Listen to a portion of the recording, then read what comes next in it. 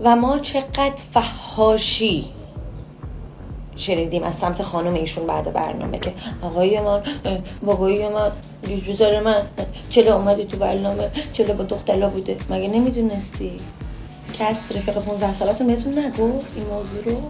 بعد که 20 شری 2 تا گوشی آورده بود، یکی مخفی بود، یکیشون رو تحویل میداد، یکیشون رو میبرد زیر بالشتش باهات چت میکرد، بهت نگفت قضیه چیه؟ که این همه فوشاشو ما بخورین، خانم صالحی بخوره؟ شما انگار عادت دارید به فحاشی و مثل نقل و نبات تو دهنتون. من 29 سالمه اما از این عادتای زشت ندارم بیام پاسپورت و کینگی کنه نمیدونم شناسنامه و اینا نشونتون بدم. غیر از این باشه مردم میان کامنت می‌نویسن و با فامیلای خودم به قرآن میان کامنت می‌نویسن میگن دروغ داره میگه، این 30 سالشه، این مثلا فرق نمی‌کنه 30 سال تا 29 سال، 40 سالشه، 50 سالشه، اصلا داره دروغ میگه، بالاخره یه جلو میره. ولی سن من هر چی باشه دقیقاً نصف سن توه، دقیقاً نصف. یعنی جا بچه تو دارم، تو الان فکر کن داری با بچه‌ت بحث میکنی. قرآن اینو هر جا بری بگی میخندن بهمون. خدا از سر تقصیراتت بگذره پدر. هنوزم پاش بیفته 16 نفرتونم اولدور میکنم با هم. من درست دکترم ولی همون دکترا نبودم که بشینم 24 درس بخونم من از اون دکترا بودم که دکترای اول و دوممو عین خیلیاتون تو همون خیابون یاد گرفتم. اگه طرفدار صلحیم دلیل بر این نیست جنگو بلد نباشیم من سینه خیس تا اینجایی که هستم اومدم. اگر میبینی الان نشستم هیچی من دنیا رو حساب نمی کنم، فقط فکر و ذکرم اینه که برم باشگاهمو بیام استخرمو برم.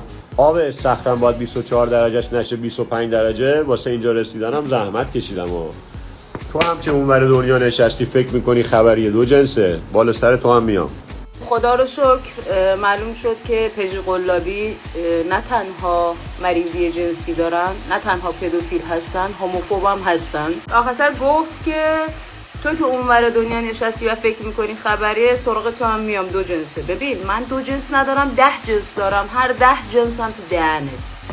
ببین تهدیدی که کردی به یه ورم هم نیست، هر غلطی دلت میخواد بخوری بخور، بتاز تا بتازیم. اسکل یک ملت ازت بدشون میاد، زن ستیز، یک ملت.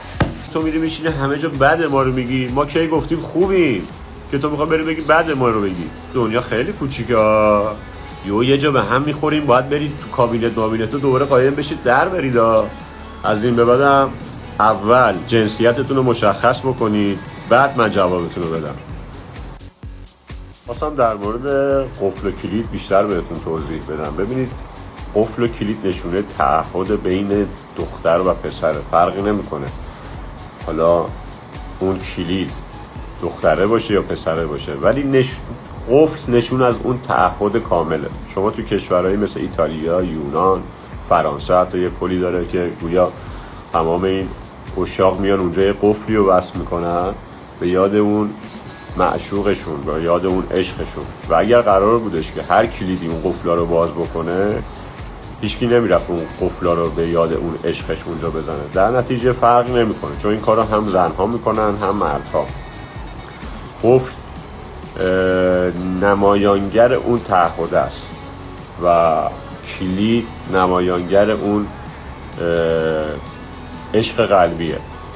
ولی من میگم کلیدی که هر دریا بخواد باز کنه چاه کلیده، باید بندازیش ته چاه. شما بعضیاتون ادعای تحصیلتون میشه بعد میایین زن رو به در و میز و پنجره و قفل و اینا مثال میزنید.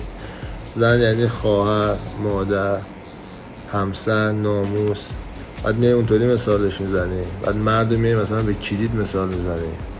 بعد مردم یه جوری تو 24 ساعت نسخه رو میپیچن که بعد روزی درباره میای میگه خدایا عجب غلطی کردیم ما این حرفا زدیم، ولی خود دیگه نفایده، شما دیگه زدی و الان هم باید پاش وایسی تنبیه عمومی بشی و یاد بگیری به زنان بی احترامی نکنی. یه زمانی ما احساس کردیم که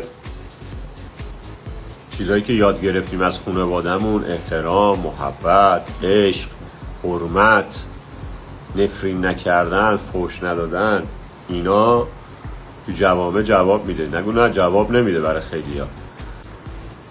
ببین تو که میای اونجا فوش میدی، 2 تا دستت هم تتو کردی، با باستنت تو جوهرم بری، باز تو آدم فروشی. دور از جون خیلیاتون آدم کم شعور و نادونم خیلی داریم. یعنی خیلیا تا ما گفتیم قفل خراب یاد کس و کارشون میفتن، ولی میخوام اینجا توضیح بدم بابا اگرم تازه یاد کس و کارت میفتی با قفل خرابی که اون مغز خرابت فکر میکنین چیه، اینجا نباید بیای که درد و دل بکنی. دیروزم گفتم آقا نه من قفل سازم، نه سر از قفل کس و کار تو در بیارم. قفل کس و کار تو باید ببری قفل ساز بدی اونا درستش بکنن. از این به بعدم هر اهانتی بشه میدم دست این ادمین جدیدم، ایشون خیلی خوب بلده با تو رفتار بکنه. یعنی بالا پایین تو یکی میکنه. من گفتم نکنه، اون میکنه، کاری هم دیگه به ما هم نداره، ما هم دستشون میخوایم باز بذاریم.